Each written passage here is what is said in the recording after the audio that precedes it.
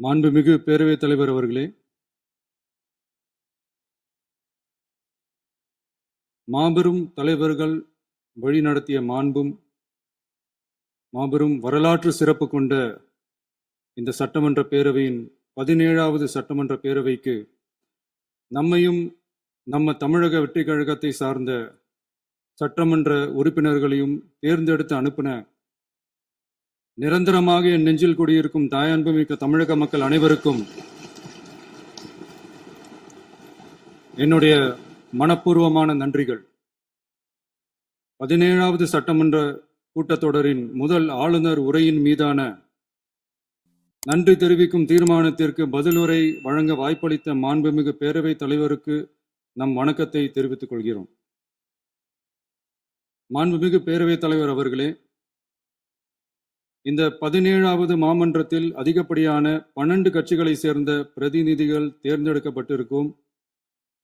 நாம கொள்கை ரீதியாகவும் நிலைப்பாடு ரீதியாகவும் வேறுபட்டு இருந்தாலும் மக்கள் பணி செய்வதுதான் நம்ம எல்லாருக்கும் பிரைமரியா இருக்கிற ஒரே எய்ம். அந்த வகையில தான் நம்ம எல்லாருமே நம்ம மக்களால் அங்கீகரிக்கப்பட்டு சட்டமன்றத்திற்கு வந்திருக்கிறோம். அதனால நாம கருத்தால் வேறுபட்டாலும் மக்கள் சேவை என்ற நோக்கத்துல நம்ம மாநிலம் சார்ந்த விஷயங்கள்ல நம்ம எல்லாரும் ஒன்றிணைந்து பயணிச்சா நம்ம தமிழ்நாடு என்னைக்கும் எதிலையும் முதன்மை மாநிலமாக திகழும். ஆளுநர் உரைக்கு நன்றி தெரிவிக்கும் தீர்மானத்தில் பேசின மாண்புமிகு உறுப்பினர்களுக்கு நன்றி. எதிர்த்து பேசினாதான் எதிர்கட்சின்னு ப்ரூவ் பண்ண முடியும்னு நினைச்சுக்கிட்டு பேசின எதிர்கட்சியை சேர்ந்த எதிர்கட்சி தலைவர் உள்ளிட்ட மாண்புமிகு உறுப்பினர்களுக்கும் வணக்கமும் நன்றியும். பதிலுரை வழங்குற அதே நேரத்தில் நம்மளை சட்டமன்ற உறுப்பினராக தேர்ந்தெடுத்த பெரம்பூர் தொகுதி மக்களுக்கு நம்மளோட நெஞ்சார்ந்த நன்றிகள். அதே மாதிரி ராஜினாமா பண்ணிட்டாலும் நம்மளை தேர்ந்தெடுத்த திருச்சி கிழக்கு மக்களுக்கும் இந்த மன்றத்தில் நம்மளோட நன்றியை பதிவு செய்கிறோம். அப்புறம் நம்மளோட அரசியல் பயணத்தை பற்றியும் கொஞ்சம் பதிவு செய்ய விரும்புகிறோம். நாம ஏதோ ஷூட்டிங்லேருந்து நேராக வந்து சிஎம் ஆன மாதிரியே சில பேர் ஒரு இமேஜ் கிரியேட் பண்ணுறாங்க. அவங்களுக்கு அவங்க ஆசைப்படுற லாங்குவேஜ்லேயே சொல்கிறோம், அது வெறும் ரீல் தான், ரியல் கிடையாது. ஒரு சாதாரண நடிகனாக நம்ம கெரியர் தொடங்குச்சு. அப்புறம் அப்படியே சின்சியராக உழைச்சி மேலே வந்தோம். நம்ம கெரியரில் நாம் மேலே வந்ததுக்கு இந்த விஜய் ஒருத்தன் மட்டுமே காரணம் இல்லை, அவனோட உழைப்பு மட்டுமே காரணம் இல்லை. இந்த விஜயோட உழைப்புக்கும் உயர்வுக்கும் பின்னாடி இருக்கிற ஒட்டுமொத்த தமிழ்நாட்டு மக்களோட அன்பும் அரவணைப்பும் தான் காரணம்.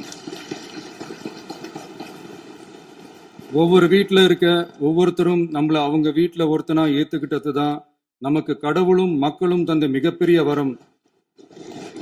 அதுக்காகவே கடவுளுக்கு சமமான நம்மளோட சொந்தங்களான தமிழக மக்கள் அனைவருக்கும் மீண்டும் மீண்டும் நன்றி. இப்படி நம்மளை தாயன்போடு அள்ளி அரவணைச்ச தமிழ்நாட்டு மக்களுக்கு நாம எப்படியெல்லாம் துணையாக இருந்தோம், எப்படியெல்லாம் மக்களோட மக்களா இருந்தோம்னு சொல்றேன். 1990ஸ்லயே ரசிகர் மன்றமா இருந்தப்பவே மக்களுக்கு துணையா நிற்க ஆரம்பிச்சோம்.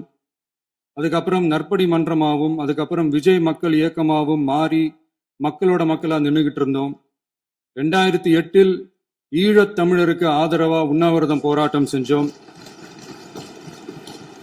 போர் முடிவுக்கு வரணும், நம்ம தொப்புள் கூடிய உறவுகளான ஈழத் தமிழர்களுக்கு பாதுகாப்பான நிம்மதியான ஒரு வாழ்வு கிடைக்கணும்னு அன்னைக்கே கோரிக்கை வச்சோம். 2009 ஆரம்பிச்ச விஜய் மக்கள் இயக்கம் வழியா நம்மளோட மக்கள் நல பணிகளை எக்ஸ்டெண்ட் அண்ட் எக்ஸ்பேண்ட் பண்ணிக்கிட்டே வந்தோம். கல்விக்கு துணையா இருந்தோம், சோசியல் சர்வீஸ் செஞ்சோம், வெள்ள நிவாரணத்துல துணையா இருந்தோம், கொரோனா காலத்துல மக்களுக்கு தோள் கொடுத்தோம். விலையில்லா விருந்தகம், குருதியகம், முட்டைப்பால் ரொட்டி திட்டம், விழியகம், பயிலகம், நூலகம், இப்படி பல வழியில மக்களுக்கு துணையா இருந்தோம். அப்புறம் நம்மளோட திரைப்படங்கள்ல நம்மளால முடிஞ்ச வரைக்கும் ஊழல் எதிர்ப்பை சொன்னோம், சமூக நீதியை சொன்னோம், கல்வியை பத்தி சொன்னோம், அரசியலை பத்தி சொன்னோம்.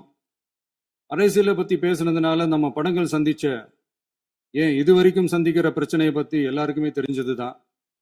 இது மட்டும் இல்லாம 2011 நாகப்பட்டினத்துல மீனவர் பிரச்சனைகளுக்கு ஆதரவா ஒரு பெரிய பொதுக்கூட்டம் நடத்தினோம். மீனவர்கள் மீதான தாக்குதலை கண்டிச்சு பேசி அதுல நம்மளோட எதிர்ப்பை பதிவு செஞ்சோம்.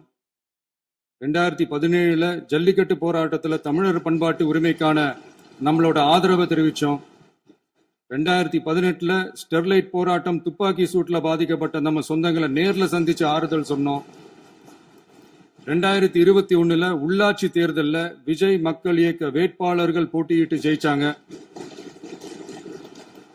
கல்வி விருது விழா நடத்தி சிறந்த மதிப்பெண் பெற்ற மாணவ மாணவிகளுக்கு ஊக்கத்தொகையும் பரிசும் கொடுத்தோம். 2024 தமிழக வெற்றி கழகத்தை ஆரம்பிச்ச உடனேயே CAA-வை எதிர்த்து அறிக்கை விட்டோம். அரசியல் கட்சி ஆரம்பிச்சு விழுப்புரம் மாவட்டத்தில் விக்கிரவாண்டியில நம்மளோட முதல் மாநில மாநாட்டிய வெற்றி கொள்கை திருவிழாவை நடத்தினோம். தந்தை பெரியார், பெருந்தலைவர் காமராஜர், அண்ணல் அம்பேத்கர், வீரமங்கை வேலுநாச்சியார், மக்கள் சேவகர் அஞ்சலை அம்மாள்னு நம்மளோட 5 கொள்கை தலைவர்களை அறிவிச்சோம். இந்தியாவிலே 2 பெண் ஆளுமைகளை கொள்கை தலைவர்கள் அறிவிச்ச ஒரே கட்சி நம்ம டிவிக்கு மட்டும்தான் என்ற பெருமையோடு அறிவிச்சோம். பெரியார் சொன்ன மாதிரியே அவர் சொன்னதுல நமக்கு ஏற்புடையதை மட்டும் எடுத்துக்கிட்டோம். அவரோட கடவுள் மறுப்பு கொள்கையில நமக்கு உடன்பாடு இல்லைன்னு ஓப்பனா அறிவிச்சோம். நமக்கு கடவுள் நம்பிக்கை உண்டுன்னு அறிவிச்சோம். யாரோட நம்பிக்கைக்கும் நாம் எதிரானவங்க இல்லைன்னு தெளிவா அறிவிச்சோம். பெண் கல்வி, பெண்கள் முன்னேற்றம், சமூக சீர்திருத்தம், சமூக நீதி, இப்படி பெரியாரோட கருத்துக்களை நிறையவே ஏத்துக்கிட்டோம்னு அறிவிச்சோம். அண்ணல் அம்பேத்கரோட சம வாய்ப்பு, சம நீதி, சமத்துவத்தை ஃபாலோ பண்ணுவோம்னு அறிவிச்சோம். பெருந்தலைவர் காமராஜரோட மதச்சார்பின்மையை ஏத்துக்கிட்டதோட அவரோட நேர்மையான நிர்வாகத்தையே ஒரு கொள்கையா ஏத்துக்கிட்டோம்னு அறிவிச்சோம். வீரமங்கை வேலு நாச்சியாரோட மண் மீட்பையும் சமூக நல்லிணக்கத்தையும் பின்பற்றுவோம்னு அறிவிச்சோம். மக்கள் சேவகர் அஞ்சலை அம்மாளோட விடுதலை வேட்கையையும் மக்களோட வாழ்வாதாரத்துக்காக உறுதியாக நிற்கிறதையும் பின்பற்றுவோம்னு சொன்னோம். எல்லாருக்கும் எல்லாமும் கிடைக்கணும், எம் மதமும் நம் மதம்னு சொல்லி மதச்சார்பற்ற சமூக நீதி தான் நம்ம கொள்கைன்னு அறிவிச்சோம். நம்ம கொள்கை எதிரி யாரு, அரசியல் எதிரி யாருன்னு ஓப்பனா அறிவிச்சோம். எல்லாத்துக்கும் மேல பிறப்புக்கும் எல்லா உயிருக்கும்ன்றத நம்மளோட அடிப்படை அரசியல் கோட்பாட்டா அறிவிச்சுட்டு தான் அரசியலுக்கே வந்தோம். நம்ம மதுரை மாநாட்டில் நம்மளோட தேர்தல் அரசியல் மற்றும் ஆட்சி அதிகார அரசியல் வழிகாட்டியா அறிஞர் அண்ணாவையும் புரட்சி தலைவர் எம்ஜிஆரையும் ஏத்துக்கிட்டதா அறிவிச்சோம். அப்புறம் இன்னனையும் நாம இங்க பதிவு செஞ்சே ஆகணும். எல்லாரும் கட்சி ஆரம்பிச்சுட்டு தான் ஒவ்வொரு வீட்டுக்குள்ளேயும் போவாங்க. ஆனா நாம ஒவ்வொரு வீட்டுக்குள்ளேயும் போனதுக்கு அப்புறம் தான் கட்சியவே ஆரம்பிச்சிருக்கிறோம்.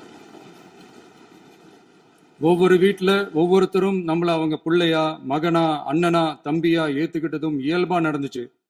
தமிழ்நாட்டு மக்களோட மனசுக்குள்ள போறதுக்கு நாம பட்ட பாடு நமக்கு மட்டும்தான் தெரியும். இதெல்லாம் புரிஞ்சாலும் புரியாத மாதிரி இருக்கிறவங்க தான் நம்மள நடிகன் என்று சொல்லியும் நம்ம கட்சிய நடிகன் கட்சின்னு சொல்லியும் சில நக்கல், நையாண்டி இதெல்லாம் பேசுவாங்க. அதை பத்தி நமக்கு கவலை இல்லைன்னு. இப்படி நம்ம அரசியல் பயணம் ரொம்ப டிரான்ஸ்பரண்டா தான் ஆரம்பிச்சிருக்கு. இந்த 2026 தேர்தல்ல கூட்டணியே இல்லாமல் தனியா நின்னோம். மக்கள் நம்மள தெளிவா புரிஞ்சுக்கிட்டதாலையும் நம்ம டிவிகே தோழர்களோட உழைப்பாலையும் நாம 35% வாக்குகளை வாங்கினோம். 1,72,00,000 வாக்குகளோட தமிழ்நாட்டிலேயே தனி பெரும் கட்சியா வந்தோம். தமிழக மக்களாலையும் நம்மளோட ஆதரவு இயக்கங்களாலையும் இதோ இன்னைக்கு இங்க நம்ம டிவிகே ஆளும் கட்சியா உட்கார்ந்துருக்கிறோம்.